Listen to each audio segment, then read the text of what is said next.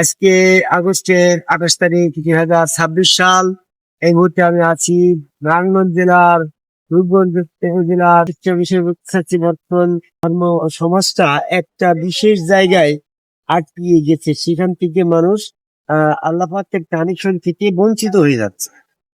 সেই জায়গাটা সম্পর্কে আমি একটু কথা বলতে চাচ্ছি। সেটা হচ্ছে সমস্ত দিনী কর্মের মালিক হচ্ছে একমাত্র আল্লাহ। জুমার 3 নম্বর আয়াত, আল্লাহ লিল্লাহি দিনু খালিসুন, দিনের সকল আনুগত্য পাবে এক আল্লাহ।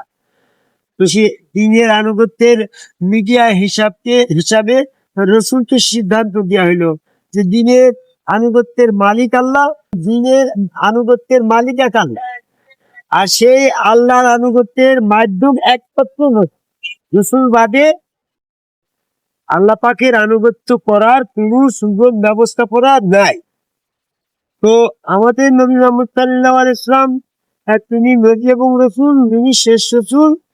ওখান থেকে আনুগত্যের লাইনটা বন্ধ হয়ে গেছে, স্টপ হয়ে গেছে। বর্তমান কোন মানুষের দ্বারা এখন আল্লাহ পাকের আনুগত্য করা সম্ভব হচ্ছে না। যদি এই কথা সত্যি হয় যে মুহাম্মদ সাল্লাল্লাহু আলাইহি ওয়াসাল্লাম শেষ রসুল, তাই আল্লাহ পাকের আনুগত্য করার মিডিয়া ওখানে বন্ধ হয়ে গেল, তাহলে আনুগত্য করা বন্ধ হয়ে গেল না? এই জায়গায় আটকে গিয়েছে। আমি কোরআন গবেষক হাকিমুল এখান থেকে ছুটিয়ে মানুষকে মুক্তির পথ দেখাতে চাই। আর সেটা হচ্ছে এরকম যে রসুল ব্যবস্থা মানে না থাকলে আল্লাহর আনুগত্য হচ্ছে না। সূরা নিসা 80 নম্বর আয়াত। রসুল ব্যবস্থা না থাকলে আল্লাহকে মহব্বত করা যাচ্ছে না। সূরা ইমরানের 31 নম্বর আয়াত। রসুল ব্যবস্থা না থাকলে আল্লাহর কাছে বায়াত গ্রহণ করা বিক্রি হওয়া যাচ্ছে না। সূরা আল ফাতির 10 নম্বর আয়াত। রসুল ব্যবস্থা না থাকলে আল্লাহর হাত স্পর্শ করা যাচ্ছে না। সূরা আল ফাতির 10 নম্বর আয়াত। রসুলের মাধ্যম ছাড়া আল্লাহ পাকের দর্শন সাক্ষাৎ করা সম্ভব হচ্ছে না। ইত্যাদি ইত্যাদি কর্মকাণ্ড যেটাই বলি না কেন, রসুলই হচ্ছে একমাত্র ইসলামের মূল ভিত্তি। রসুলকে বাদ দিয়ে যদি কোনো ইসলাম থাকে, সেই ইসলামটা শয়তানের ইসলাম, শয়তানের ধর্ম। রসুল ব্যবস্থাপনার বাইরে শয়তান আল্লাহর ইবাদত বন্দেগী করে। আল্লাহ পাক যদি রসুল ব্যবস্থাপনার বাইরে আমাদের কোন ইবাদত বন্দেগী কিংবা দিনী কর্ম গ্রহণ করে, তাহলে শয়তানের যেন অবজেকশন দেবে যে আমিও তো রসুল বাদে তোমার ইবাদত বন্দেগী করছি, আমারটা কেন কবুল হবে না? ওই তাবলিগ আলা হাজী সাহেবেরটা কবুল হবে, আমি কি হরফ গেলাম, আমারটা কবুল হবে না? একদম প্রশ্নবিদ্ধ হয়ে যায় না? এই জন্য রসুল ব্যবস্থাপনার বাদে আউটসাইডের কোন আনুগত্য, কোন ধর্মকর্ম আল্লাহ কবুল করবে না, নিশ্চিত। এখন যদি মুহাম্মদ সাল্লাল্লাহু আলাইহি ওয়াসাল্লাম আমাদের শেষ রসুল হয়, তাহলে এখন আল্লাহর আনুগত্য করার উপায় কি? অনেকেই আমাকে প্রশ্ন করে যে আমরা আল্লাহর আনুগত্য করি সালাত এবং যাকাতের মাধ্যমে। সালাত যাকাতের মাধ্যমে যে আল্লাহর আনুগত্য হয় না, সূরা আহজাবের 33 নম্বর আয়াত ধরি, এতে বলা আছে তোমরা সালাত কায়েম করো, যাকাত দাও এবং আল্লাহ রাসূলের আনুগত্য করো। তাহলে সালাত যাকাত এটা আল্লাহর আনুগত্যের পর্যায়ে পড়ে না। তারপরে অনেকেই বলে যে সালাত যাকাতের মাধ্যমে আল্লাহর আনুগত্য না হলেও সালাত যাকাতের মাধ্যমে তো আমরা রসুলের আনুগত্য করছি। রসুল সালাত যাকাত রেখে গেছে, আমরা সালাত যাকাতের মাধ্যমে রসুলের আনুগত্য হচ্ছে। আর রসুলের আনুগত্য হলে ওটা আল্লাহর হচ্ছে, তাহলে আমারটা হবে না কেন? আমরা তো শয়তানের পথ বাদে তো রসুল পথ পাচ্ছি, কিসের মাধ্যমে পাচ্ছি? রসুল নাই এখন, রসুলের রেখে দেওয়া সালাত যাকাত আছে, সালাত যাকাত আদায় করে আমরা রসুল আনুগত্য কমপ্লিট করি। সেই রসুল আনুগত্য হলে আবার আল্লাহর আনুগত্য হয়ে যাচ্ছে। তুমি হাতিমতি কপালা বারবার কে বলো যে রসুল আছে, রসুল আছে, কথা ভিত্তি আছে, মারছে তো আমাদের।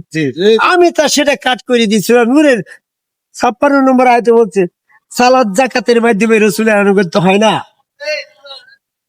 এতে বলা হচ্ছে তুমি সালাত কায়েম করো, যাকাত দেবো, রসুলের আনুগত্য। তাহলে রসুলের আনুগত্য করা সালাত যাকাতের পর্যায়ে পড়ছে না। তাহলে বর্তমানে যাদের রসুল ব্যবস্থাপনা নাই, তাদের সালাত যাকাতের মাধ্যমে তারা আল্লাহ আনুগত্য করা, রসুল আনুগত্য চেষ্টা করছে। তারা সালাত যাকাতের মাধ্যমে আল্লাহ আনুগত্য, রসুল আনুগত্য তাদের দ্বারা লম্বা হচ্ছে না। তাদের দিনী কর্ম সম্পূর্ণ শরীর গণ্য হয়ে যাচ্ছে। রসুল ব্যবস্থাপনা বর্তমানে যদি না থাকে তারা মুক্তি পাবে, রসুল না পাঠিয়ে কাউকে শাস্তি দেবে না। সূরা নূর 15 নম্বর আয়াত। রসুল ব্যবস্থাপনা যদি না থাকে তারা শাস্তি পাচ্ছে না। কিন্তু হাসান বলতেছি কোরআন থেকে গবেষণা করে রসুল ব্যবস্থা আছে তা প্রমাণ করে দিয়ে তোমাদের সমস্ত দিনী কর্ম রসুল ব্যতীত দিনী কর্ম, রসুলের বাইরের দিনী কর্মকে রসুলের সাথে শিরক করা, আল্লাহর দিনী কর্মের সাথে শিরক করার কারণে আপনাদের সমস্ত কর্মফল নষ্ট হয়ে যাবে। না, তোমার বৈশিষ্ট্য রাখো। এখন আমি প্রমাণ করে দেবো সম্মুখগুরু রসুল, এই আদম কামাই শেষদাকার একজন সম্মুখগুরু রসুলের আনুগত্য করলে ওই আনুগত্য আল্লাহর হচ্ছে, আল্লাহর আনুগত্য রসুল আনুগত্য হলে যে সমস্ত পুরস্কার গুলা পাওয়া যাবে সেই পুরস্কার গুলার ভিতরে 1 নম্বর পুরস্কার হচ্ছে আল্লাহর আনুগত্য রসুল আনুগত্য করলে সে নবীর সঙ্গী হবে, সূরা নিসা 69 নম্বর আয়াত। আল্লাহর আনুগত্য রসুল আনুগত্য হলে সে তার ক্ষমা করা হবে, সূরা ইমরান 132 নম্বর আয়াত। আল্লাহর আনুগত্য রসুল আনুগত্য হলে তার কর্মফল বিনষ্ট হবে না, সূরা হুজরাতের 14 নম্বর আয়াত।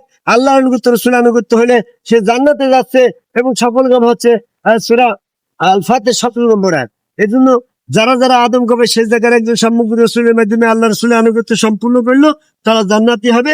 আর বাকি যারা আদম কবে শেষ দেখা ব্যতীত সম্মুখ রসুলের আনুগত্য ব্যতীত সালাদ ডাকাতের মাধ্যমে আল্লাহর আনুগত্য খুঁজছে, সূরা আদমের 33 নম্বর আয়াতে এটা বন্ধ হয়েছে। আর সালাদ ডাকাতের মাধ্যমে তারা রসুলের আনুগত্য খুঁজতে যাচ্ছে, সূরা নূরের 56 নম্বর আয়াত দিয়েও সেটা কাজ করা হলো। এখন এই মুক্তির একমাত্র উপায় আদম কবে শেষ জায়গার একজন সম্মুখ রসুলের কাছে শেষদার মাধ্যমে আল্লাহ রসুলের আনুগত্য করাই একমাত্র মুক্তি পথের পাশে আসার হতেন। আমার কথা শেষ হয়ে যাবে।